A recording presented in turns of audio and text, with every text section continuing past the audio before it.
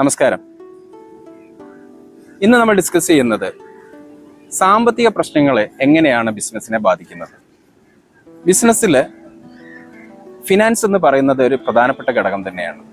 Business ആരംഭിക്കുന്ന ഘട്ടം മുതൽ ബിസിനസ് നടന്നുകൊണ്ട് പോകുന്ന ഓരോ ഘട്ടങ്ങളിലും ക്യാഷ് ഫ്ലോ ഉണ്ടാവുക എന്നുള്ളത് പ്രധാനപ്പെട്ട ഒരു ഘടകമാണ്.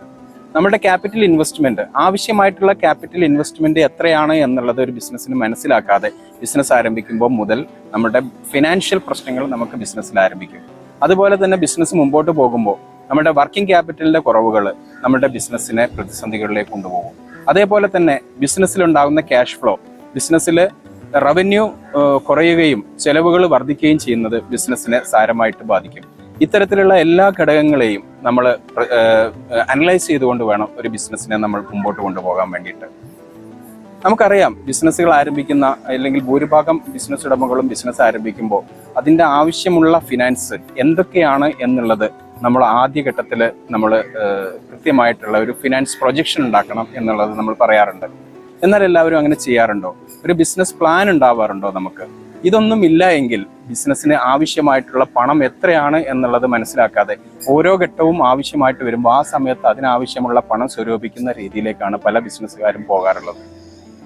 ഇത് ബിസിനസ്സിൻ്റെ നല്ല രൂപത്തിലുള്ള ഫോർമേഷനും അതേപോലെ നടത്തിപ്പിനും ബാധിക്കുന്ന ഒരു പ്രശ്നമാണ്. അപ്പോൾ നിങ്ങൾക്കൊരു ബിസിനസ് ആരംഭിക്കാൻ വേണ്ടിയിട്ട് നിങ്ങൾ പ്ലാൻ ചെയ്യുകയാണെങ്കിൽ അതിനാദ്യം തന്നെ ഒരു ബിസിനസ് പ്ലാൻ ഉണ്ടാക്കി അതിൽ കൃത്യമായിട്ടുള്ള ഫിനാൻഷ്യൽ പ്രൊജക്ഷൻ നമ്മൾ കാണിക്കണം.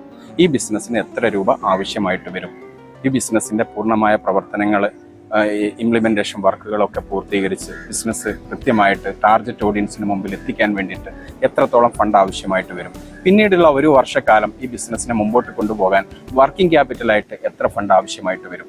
അതേപോലെ തന്നെ ഈ ബിസിനസ്സിൽ ഈ പറയുന്ന ഇൻവെസ്റ്റ്മെൻറ്റുകളൊക്കെ ചെയ്തു കഴിഞ്ഞാൽ ഇതിനനുസരിച്ചുള്ള ഒരു റവന്യൂ തിരിച്ചു വരാനുള്ള സാധ്യതയുണ്ടാവും. ROI എന്ന് നമ്മൾ പറയും, അതിന് റിട്ടേൺ ഓൺ ഇൻവെസ്റ്റ്മെൻറ്റ്. നമ്മൾ ഇൻവെസ്റ്റ് ചെയ്യുന്ന പണത്തിനനുസരിച്ചുള്ള റിട്ടേൺ ഈ ബിസിനസ്സിൽ നിന്ന് എടുക്കാൻ കഴിയുമോ? ഇത്തരത്തിലുള്ള കാര്യങ്ങളെയൊക്കെ കൃത്യമായിട്ട് നമ്മൾ ഫിനാൻസ് ലെവലിൽ നിന്നുകൊണ്ട് അതിൻ്റെതായിട്ടുള്ള ഒരു എക്സ്പേർട്ടിനെ ഉപയോഗിച്ചുകൊണ്ട് നമ്മൾ പഠിച്ചതിന് ശേഷം മാത്രമേ ഒരു ബിസിനസ് ആരംഭിക്കാൻ വേണ്ടിയിട്ട് നമ്മൾ തയ്യാറാകാൻ പാടുള്ളൂ. ഇങ്ങനെ ആരംഭിക്കാത്ത ബിസിനസ്സുകളാണ് വിപണിയിൽ ആരംഭിച്ച് ഒരു 3 മാസം മുതൽ 6 മാസം ആകുമ്പോഴേക്ക് ഫിനാൻഷ്യൽ സ്ട്രഗ്ലിങ്ങിലേക്ക് പോകുന്നത്. ഓക്കെ, നമുക്ക് ഇന്നത്തെ ഈ വീഡിയോ നിങ്ങൾക്ക് ഇഷ്ടമായി എന്ന് ഞാൻ കരുതുന്നു. നമുക്ക് അടുത്ത മറ്റ് നല്ലൊരു ബിസിനസ് വിശേഷവുമായിട്ട് നമുക്ക് വീണ്ടും കാണാം. Thank you.